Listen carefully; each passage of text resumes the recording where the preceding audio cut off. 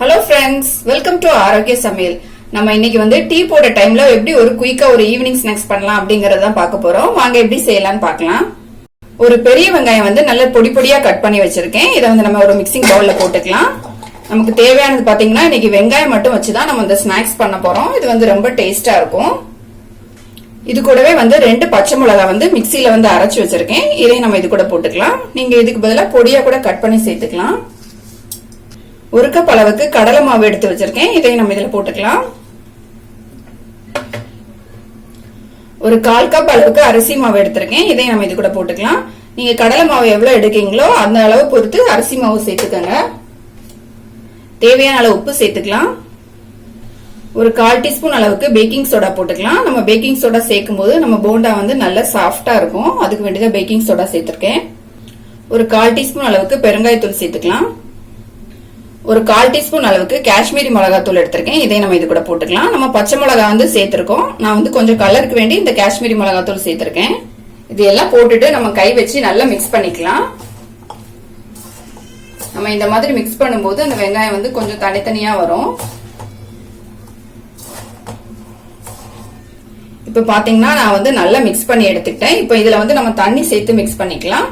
நமக்கு வந்து இது போண்டா மாவு பதத்துல வேணும். அதனால கொஞ்சம் கொஞ்சமா தண்ணி சேர்த்து நம்ம மிக்ஸ் பண்ணிக்கலாம். ரொம்ப வந்து தண்ணி ஆயிடுச்சுன்னா நமக்கு வந்து ஆயில வந்து பொரிக்கிறதுக்கு கஷ்டமா இருக்கும்.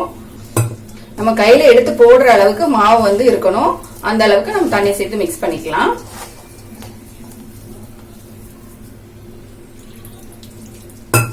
இப்ப நான் வந்து நல்லா மிக்ஸ் பண்ணி எடுத்துக்கிட்டேன். மாவு பாத்தீங்கன்னா நமக்கு வந்து இந்த மாதிரி போண்டா போடுற அளவுக்கு இருக்கணும்.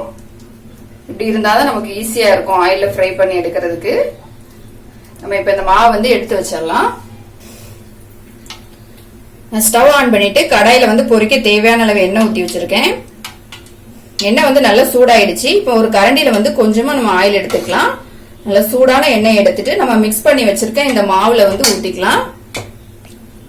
ஊத்திட்டு நல்லா மிக்ஸ் பண்ணிக்கலாம். எண்ணெய் வந்து நல்லா சூடா இருக்கும். அதனால கரண்டி வச்சே மிக்ஸ் பண்ணிக்கோங்க.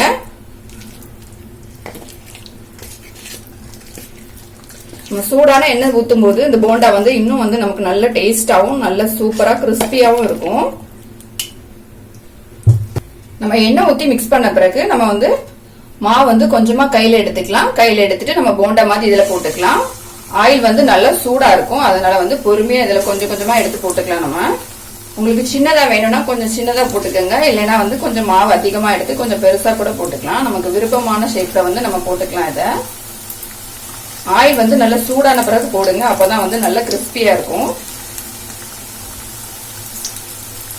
ஸ்டவ்வை வந்து நல்லா மீடியமான ஃப்ளேம்ல வச்சுட்டு நம்ம ரெடி பண்ணிக்கலாம். அப்பதான் அந்த மாவுலாம் வந்து நல்லா வெந்து வரும். ஒரு பக்கம் வெந்தோடனே நம்ம இன்னொரு சைடு வந்து லைட்டா திருப்பி போட்டுக்கலாம்.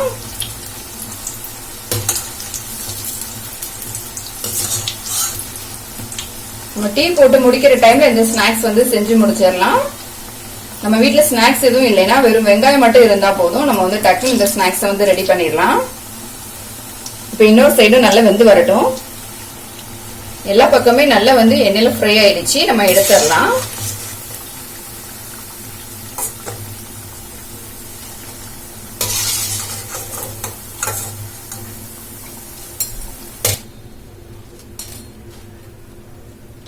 நம்மளோட ஸ்நாக்ஸ் வந்து ரெடி ஆயிடுச்சு. நம்ம மீதி இருக்க மாவை இதே மாதிரி ஆயில போட்டு ஃப்ரை பண்ணி எடுத்துடலாம். வெங்காயம் மட்டும் வச்சு எப்படி டீ போட டைம்ல ஒரு குயிக்கான ஸ்நாக்ஸ் பண்ணலாம் அப்படிங்கறத பார்த்தோம். இது வந்து கண்டிப்பா ட்ரை பண்ணி பாருங்க. ரொம்ப கிறிஸ்பியாவும் சாஃப்டாவும் ரொம்ப சூப்பராவும் இருக்கும். இந்த வீடியோ உங்களுக்கு பிடிச்சிருந்தா லைக் பண்ணுங்க, ஷேர் பண்ணுங்க, மறக்காம என்னோட சேனலை சப்ஸ்கிரைப் பண்ணுங்க.